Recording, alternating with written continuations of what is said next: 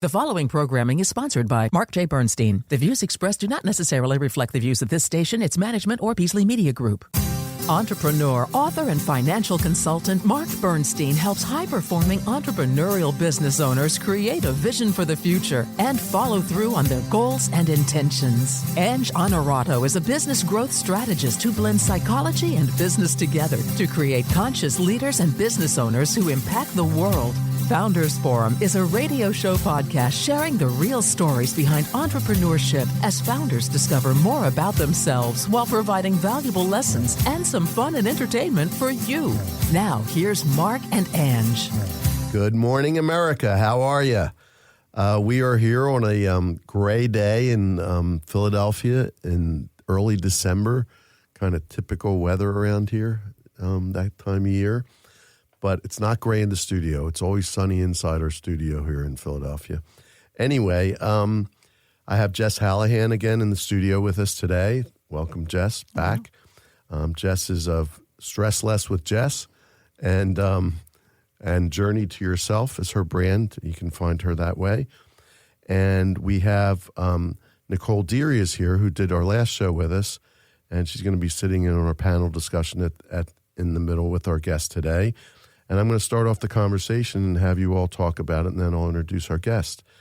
Go ahead, Jess. You have a thought on that. I sure do. So with it beginning the holiday season, being an entrepreneur and balancing the holiday stress, I would love to hear your ladies' perspective on some tips and tricks that you're doing to balance all the different hats this time of year. My biggest tip is pacing yourself. Because if you think of all the things that you have to do this time of year, it's overwhelming. And then you just get completely stressed out and paralyzed, right?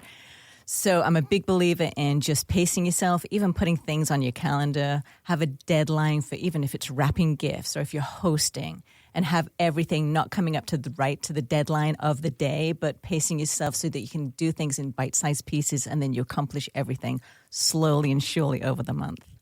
Love it. That was Janet. We'll introduce Janet officially in a minute. And Nicole, your thoughts? My tip is to dance to holiday music in the kitchen. Love it. I love that. Just enjoy this time of year. I love that. That's a good one, too. You know what? I did that yesterday. I was in a room somewhere. I forget where it was. And they started playing holiday music, and I started dancing. And I thought, this is what everyone should be doing. It's funny you said that. I just had that thought yesterday. Anyway, so our guest today is Janet Bernstein, CPOR. You can explain that when we talk. Anyway, she's the owner and principal of the Organizing Professionals.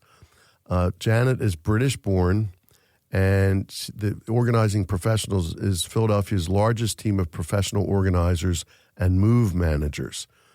They are 3-time winners of Philadelphia Magazine's Best of Philly and have been listed Best Professionals Organizers for the last 6 years by Mainline Today magazine.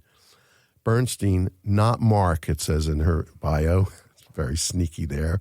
She's my British cousin from another mother.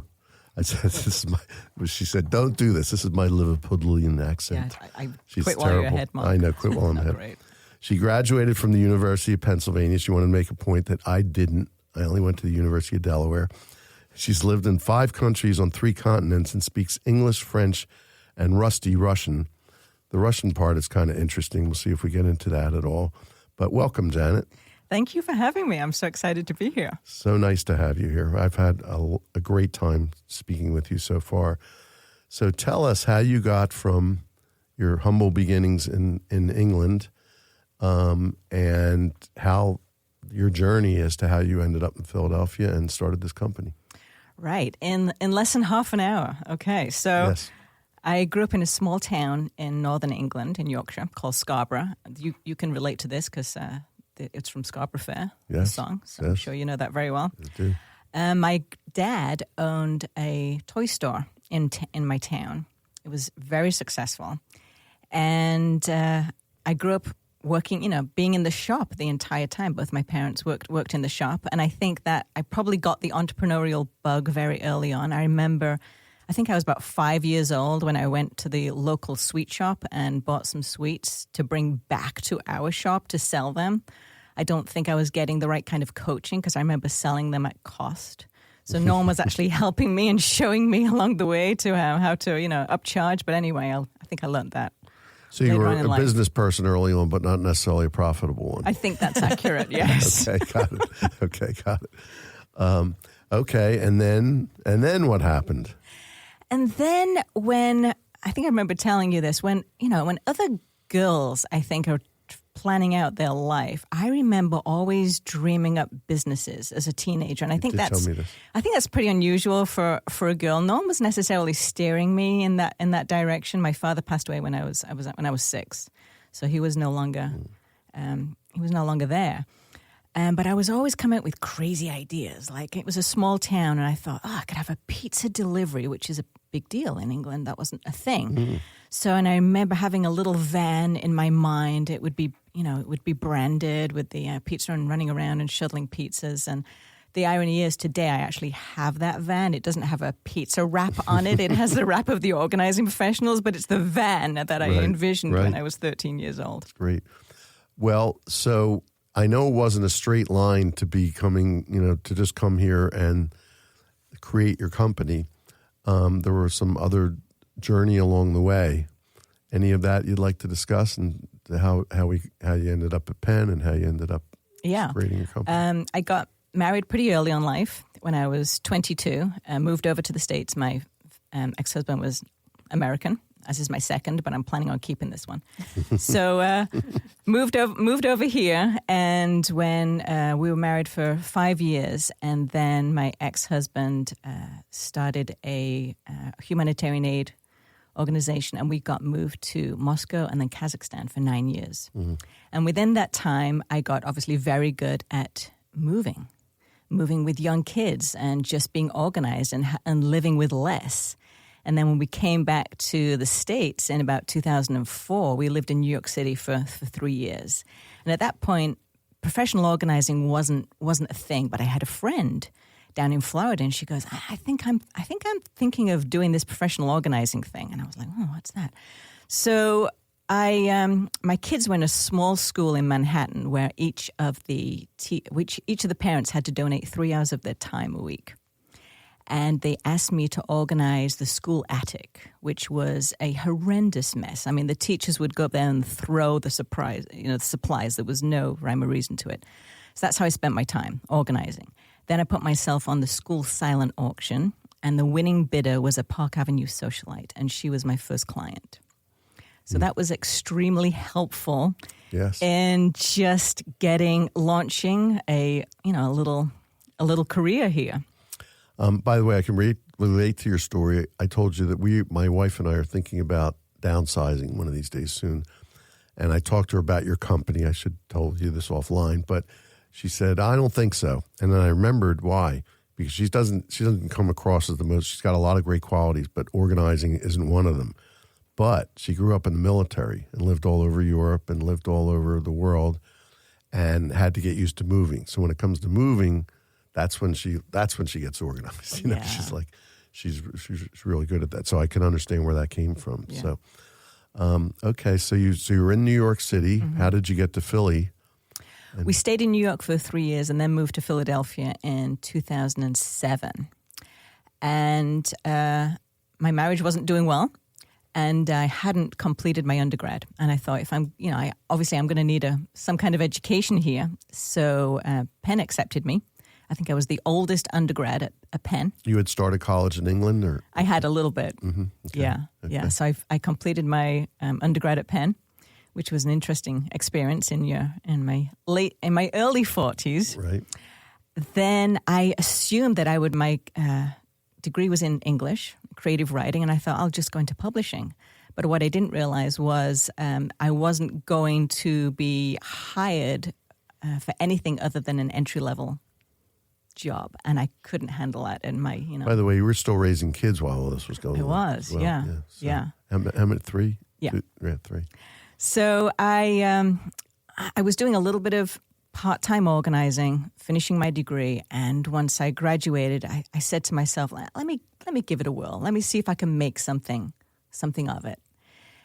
And I don't know why. I mean, if you can say set an intention, if if you believe that. And that's definitely something that I did. I was like, let's just to see what happens here. And it just really took off. It was able to sustain me financially, even that first year. Right. So you didn't have a lot of the struggles that people have normally in startup businesses, I guess. Right. It was completely bootstrapped. It was just me. Yeah. So I wasn't hiring people back then. It was just myself. And I got very lucky early on with some great publicity. Right off the bat, I think in that first year, I won Best of Philly, which is a golden ticket in this, in our this city. Area. It absolutely is. Yeah. That's amazing. So it was just you, and now that's let's see, we're 17 years later, and it's not just you. How many people do you have today? We're a team of 15 today. Yeah, which is something. Yeah. Yeah. And what did the trajectory look like of your business over that period of time? At some point, I think within the first few years, I had more clients than I could serve myself. And I had a good friend who was also pretty organized, and I said, come and help me. So she was my first employee. That was around 2015. And then I took on somebody else as well. It was my husband's friend that he grew up with, his wife. He would say, Bridget's really organized. You should, talk to Bridget. So Bridget came on board. Then Bridget still had younger kids than me, and after about 2 years, she said, "I can't work. I can't be traveling all over the city anymore." And I just finished reading Traction, which I had that written down. I wanted to ask you about Traction. Right. Yeah. And I realized if I'm going to scale this larger than myself, I need to get myself out of the way. And I said, Bridget, you don't need to work anymore with clients. If you can answer the phones and do all the scheduling, let's try that. And that's when we really had some great traction. Did you get hire an EOS person to do it? I did not. I read the book. I read it several times. So you self-implemented. I did. Pretty interesting. Yeah. So Traction, for those that don't know, is a book by Gino Wickman that came out of I talk a lot about Dan Sullivan, the strategic coach. That's where I heard of it. They've worked closely together. I think Gino Wickman was part of that movement, if you want to call it that. And Traction's very popular these days, and it's also, the system is called the Entrepreneurial Operating System, EOS. And we're looking at that for our own company, actually, at the moment. So it's a very interesting. I actually like to talk to you about that because when you have, in our case, we have 4 partners and 4 staff. And I didn't know if we have enough depth to implement it, but you probably didn't either at that point as well. So, yeah, correct. Yes, so I'd like to hear how you did that. But that could be another show, actually. I'm sure there's a lot there. Jess, I know you've got some thoughts coming up. Anything you wanted to ask Jen? I have thoughts. So what I was thinking, too, when you're talking about the systems, there's a couple of things that I heard you say. So one, you didn't get rid of her, like, okay, fine, like go back to, stay-at-home mom. You're like, how else can I bring you? What else can I use you? What other skills can I use you with? And I think that's such a great skill as a business owner. And then you brought in the systems. How do you feel systems play a part in growing your business to what it is now? Oh, 100% everything at this point.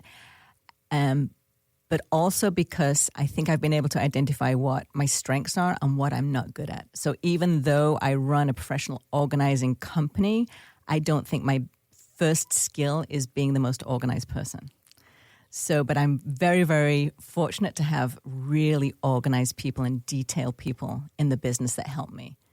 So I've identified over the years, I'm a visionary. I love strategy, planning, seeing the big picture, but implementing it is not my strong suit. You're like me in that regard. That's my thing too, more vision and strategy, and I need other people to be the implementers. So you're not. So I assumed you were a very organized person because of the way you took to the attic in New York and all that.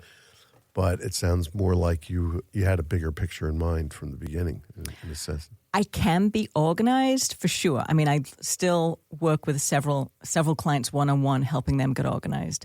But I love delegating all of that to the rest of the team.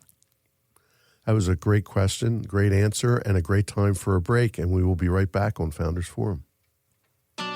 Is clutter taking over your home or office? Moving soon and feeling stressed out by everything that needs to be done? It's time to call in the experts. At The Organizing Professionals, we do more than just organize. We transform your space and simplify your life. Preparing to sell your home? Our team helps you declutter and stage it to perfection. And when it's time to move, we're with you every step of the way. We'll pack up your home efficiently and unpack it at your new place so you're settled in without the stress. From decluttering and staging to packing, unpacking, and beautifully setting up your new home, the Organizing Professionals are here to make your move seamless and stress-free. Visit theorganizingprofessionals.com today to schedule your free consultation.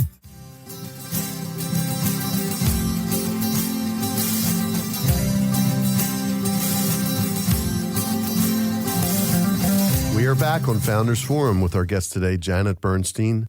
No relation that we know of, no relation that we know of. Anyway, but it feels like I've known her forever. So I don't know where that comes from. Thank you. I think that's because of the Anglophile in me and I won't get into it again because I don't want to annoy you.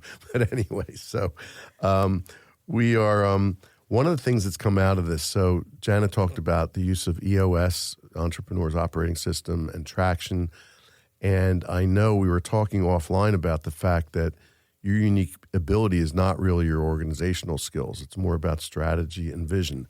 And as a result, I know that we've talked before that you're a goal setter. And talk about that and your use of that personally and in your business. And then we want to talk about your future goals. Yeah. Love goal setting. Every December, around this time, I will sit down, and because we're a small company, it's basically a meeting with just myself. And I will sit there and strategize. And I have a big notebook, and I'm just writing a lot of notes about what do I want to see for this next year. It can be revenue goals. It's just taking a look at who we have on the bench and how we can implement them better. And then every year I take one big, hairy goal something that I don't want to do, but I know it's necessary for the business. And instead of because when you're a small business, there's so many things that you want to change or improve on, but you can't do everything at once. And so my strategy is let's just take one big goal each year that otherwise I will just procrastinate on, and let's attack that. And so every year this year we completely revamped our website. Horrible job, hated it, but it looks fantastic now. Were you the implementer on that, or you had the vision and other people implemented? Exactly. Yeah, we hired a team, but it was still a lot of writing and creativity on my part. Okay. To get it. But it was you internally. It wasn't somebody else that did that. Yeah. I like your website. I was on it recently. You. I went to look at it. It's a good work on that. Thank you. Do you so one big goal, but you wrote a book full of stuff. You write a book full of stuff. Do you only focus on the one goal, or do you have other goals that come out? It depends. It depends on the year and how big the goal is. I didn't expect the website to take me. It actually took us about 8 months from start to finish. Last year, we worked completely on our standard operating procedures. Again, something that hate to do, so necessary. I'm getting something out of what you're saying that might be different than what you intended. And I'll bring this up to both of you as a little discussion, because I watched a video recently, Mel Robbins. I don't know if you know Mel Robbins. So Mel Robbins had a guy on named Dr. K, and it's about motivation. And he talked about motivation, and I have my own thoughts about motivation in companies and all that. But he said, really, people are always motivated. It's a question of what they're motivated to do. It might be they're motivated to lay on the couch all day, but they're motivated to do something. And that more effective than motivating yourself or others through goals is taking one step. Yeah. And that's a big news for me, because I do the same year-end planning process as you. I start often in September. I'm a little late, but I've kind of started. But the rest of this month is going to be dedicated to that. And I usually come out with all these things I want to get done this year. And I realize that's, so I'll end up at doing 60 or 70% of what I wanted to do, maybe 80 if it's a really good year. But it's frustrating because I don't hit 100. So I've started to look at what's the one thing I need to do right now, or what's the one thing the company needs to do right now. Right. Before you take one step, then take the next step, then take the next step. Is that your experience too? Is that why you pick on the one thing? It is. And it's always one thing that I don't want to do. Right. Always I like that aspect. Absolutely. Because then if that's the goal, I know that I'm going to hit it. And then I'll break it down, like you said, into 90 days as well. Right. Because doing a website is there's so many different steps that you need, and so it has to be broken down. Jess, how about you and your experience with that? Yeah, the two things that came to my mind are two books that I highly recommend. The Essentialism, I think it's by Greg McCoyne. And one of the quotes that he says in there, and I don't think it's from him, I think it's from somebody else, but he says, stick to the main thing. And we talked a lot about focus and goals and stuff like that, so sticking to the main thing. But another thing What's the name of that book again? Essentialism. Essentialism, got it. Mm-hmm. The other book that actually, you talked about traction. My book that got me just on the right path and focus is literally called The One Thing. The guy that started Keller Williams and stuff like that. Oh, Gary and the same Keller. thing. Gary Keller, right? Yes. And so he talks about very similar to what you're saying, that one thing. And I think that's really important. It really eliminates a lot of the distractions. And I think that's kind of what you're talking about with the motivation is what is our distractions? Can I have a follow-up question? Sure, okay? Go ahead. So we talked about a lot of that one big goal, and that's something I always thrive on, one big goal for my business. But I also have one big goal for me personally every year. May I ask what your one big goal for you personally is? It's pretty exciting, actually. Yes. My husband and I have decided that every February we want to go and live in another country. And so 2025 is the launch of that. We decided we can both work remotely. It's not like we're, going on vacation. My husband would say, I hate February. February is just so bleak here. And I was like, well, once we're empty nesters, let's do something about it. So we're spending February in Lisbon next year. Very nice. Yeah. That's a very popular place. Isn't it? For digital nomads, very much so. My daughter's, I can say future in-laws, I believe, her boyfriend's parents are doing that. Really? And in fact, they want to go there every year. That's going to be their thing every year. But it sounds like you'll be trying different places each year. Yeah. So I'm going to a foreign country this winter too, Florida. To me, that's a foreign country. But anyway, that's another story. So talking about goal setting, and so I know you work 1 year at a time. So what is your 1 year vision? And obviously you've added the personal dimension already. What does the 1 year vision for your business and for your life look like? For goals for 2025, I'm just trying to shore up our team training. That's a big goal right now. Is that the big, hairy, audacious one? It is. It's quite big. And then shoring up legal and HR as well is some things that I just want to make sure that everything is, that we're dotting our I's and crossing all of our T's. And those are things everyone hates to do. So it's a completely good pick. Right. Yeah. Right. So training, I'm just curious in your business because you have people that are already good at organizing. I sense that maybe some of the training skills are in other areas besides just the organization skills. They are. When we're interviewing and looking for people to hire, being organized is not the number one skill we're looking at. We're looking for people that love helping other people. That's what your heart has got to be in helping others. Right. So that's the number one thing. Right. And if you can be organized as well, that's wonderful. How do you train the heart to be serving others? Oh, you can't. Right. So how do you use training towards that? So we also, part of our business is senior move management.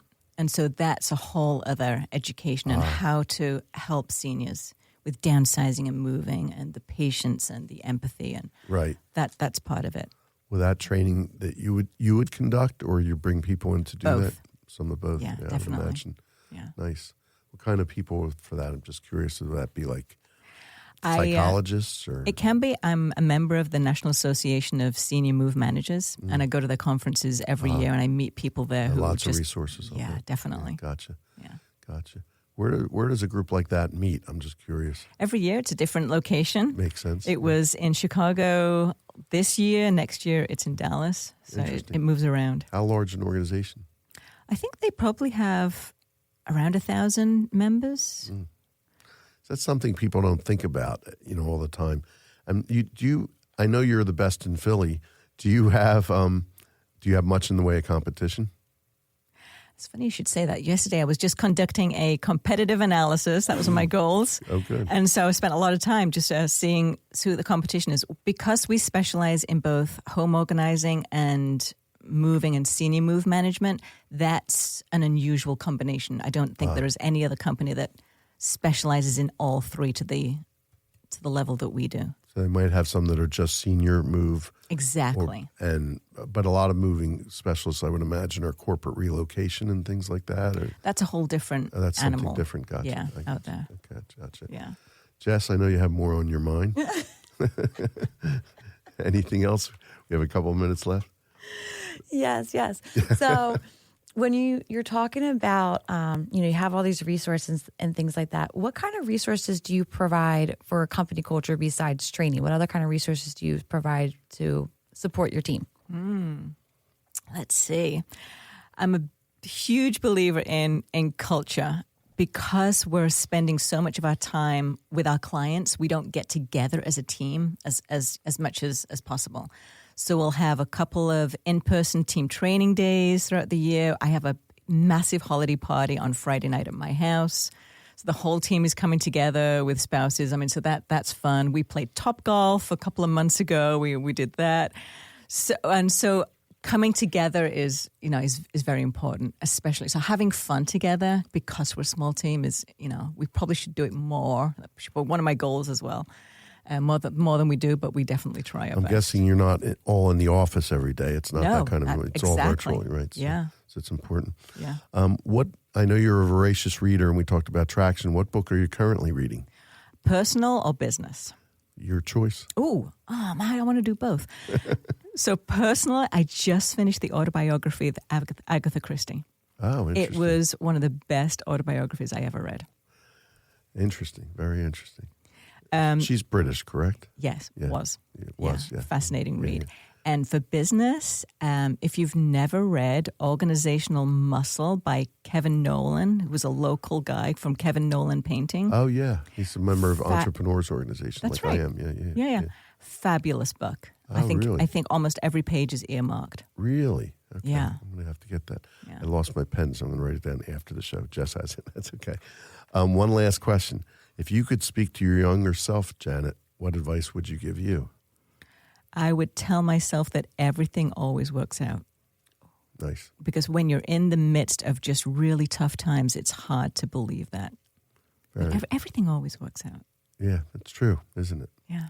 That's a great way to end. And the sun just came out in Philadelphia. So perfect ending to our show today. So I'd like to thank you all for listening to Founders Forum today. Look forward to seeing you next week. You can find us on all your favorite streaming services and live on the radio on Wednesday mornings, WWDB AM 860 in Philadelphia. Have a great day. Founders Forum today, and you found value to take with you throughout your day. Join us again next week for another episode of Founders Forum on WWDB Talk Radio, and always at the Founders Forum show page at WWDBAM.com.